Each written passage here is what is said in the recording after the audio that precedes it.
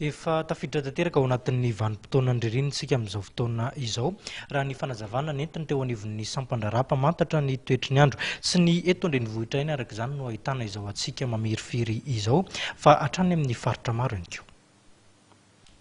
Ao anatin'ny ririnina tanteraka isika eto Madagasikara amin'izao mamirifiry araka izany ny maraina. Ho Antananarivo dia manodidina 20 ka hatramin'ny 40 ny maripana raha ho an'ny androany. Maharitra hatramin'ny 9 ka hatramin'ny 20 kosa ny vinavina ho amin'ny rahampitso. Ny mety ho fisotry ny ririnina kosa amin'ity taona ity dia Sakamanga-tsika ny faritra Atsinanan'ny Nosy, Omaina kosa ny faritra Andrefana ary Ifandimby ny atsika sy ny Hafanana ho an'ny faritra Voatany. Tsika aloha amin'izao fotoana izao dia efa ao anatin'ny vanim-potoana ririnina tanteraka isika fa saingy kosa isaky ny misy izany fandalovana front dia iny no mampatonga antsika mafapana kokoa.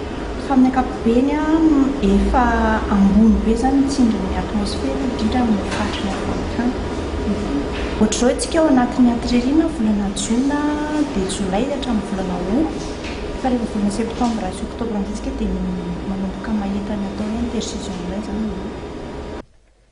Tsy misy ifandraisany fivavahan'ny toetr'andro araka izany ny fisian'ny mangatsiaka sy mafana eto ampovoan-tany, hoy ny voalazan'ny tompona ndraika.